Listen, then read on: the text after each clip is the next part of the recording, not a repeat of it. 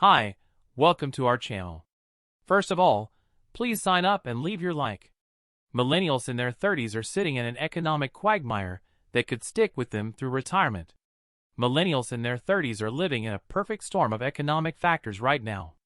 Pandemic-specific circumstances, such as the cost of childcare when schools closed, are still adversely affecting young parents. In the long run, millennials' retirement may also be affected if Social Security benefits are cut. Plus, they're accruing debt at the fastest rate since the 2008 financial crisis, according to a recent Wall Street Journal analysis of New York Fed data. Below are some of the ways millennials are struggling in this economy. Millennials in their 30s are accruing debt faster than their peers. While research from Experian and Credit Karma shows that Gen X has the highest average debt of any age group, millennials still hold a lot of debt too, and are accumulating it faster than anyone else. According to the journal's analysis, people who are 30 to 39 years old, currently the bulk of the millennial generation, have about $3.8 trillion in debt as of the fourth quarter of 2022, or about a $140 billion increase from the third quarter of 2022.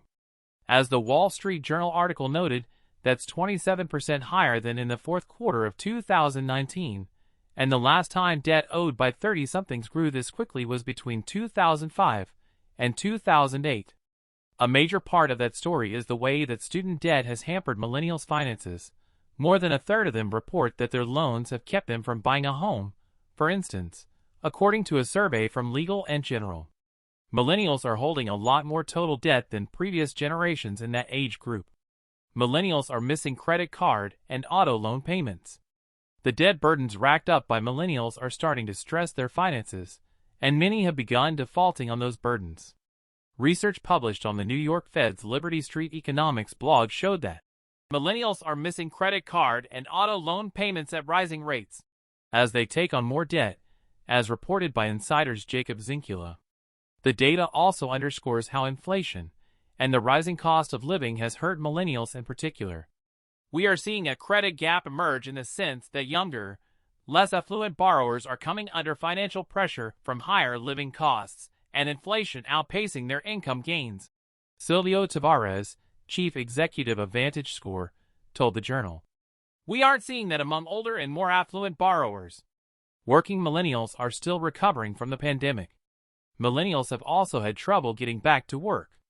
Based on employment population ratio data from the Bureau of Labor Statistics, the share of 35 to 44-year-olds with a job saw a severe drop during the pandemic. The ratio dropped from 81.2% in February 2020 to 71.8% in April 2020. The ratio in January 2023 of 81% falls short of that in the late 90s and early 2000s, when baby boomers were the same age. The highest ratio for this age group was in November 1999 as well as in January and February in 2000, when this ratio was 82.7%. Millennials, who are in their prime parenting years, were affected by childcare issues during the pandemic and the childcare shortage. During the pandemic, some parents left the labor force as they handled issues like closed childcare centers. Childcare issues aren't over though. The sector is still below its pre-pandemic level of employment, and childcare costs can be expensive. According to a 2022 survey of mothers from Motherly, almost half of millennial or Gen Z unemployed respondents who ended up leaving the workforce in 2021 said they left because of childcare issues. Additionally, more than half of families with young children, up to the age of 5, saw their household income decline when childcare was unavailable, according to a study at the Century Foundation last year. Millennials are still behind on homeownership. The fraught nature of homeownership for millennials is also a factor. They're the generation that waited the longest to own their first homes, contending with multiple recessions and being locked out of the housing market for years. Over the last few years, millennials have powered forward, however, propelling the pandemic homebuying boom. According to Census Bureau data, the homeownership rate among 35 to 44-year-olds was 62.2% in the fourth quarter of 2022. In 1999, when the youngest baby boomers fell in this age group, the homeownership rate was 67% in the first quarter of the year and 67.9% in the fourth quarter. Millennials' determination to own homes has persisted, even as the market became impenetrable.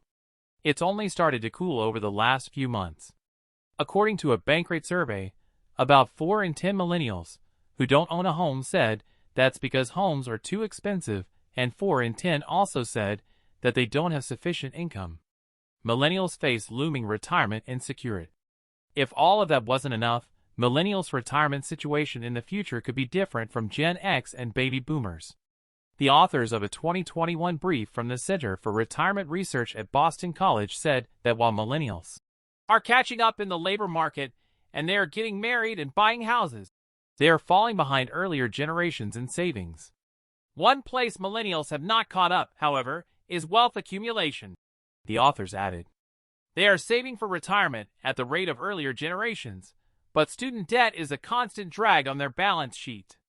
The below chart shows just how much wealth millennials hold compared to other generations as of the third quarter of 2022. Additionally, millennials' retirement safety nets are likely to be affected if they can't get full Social Security benefits.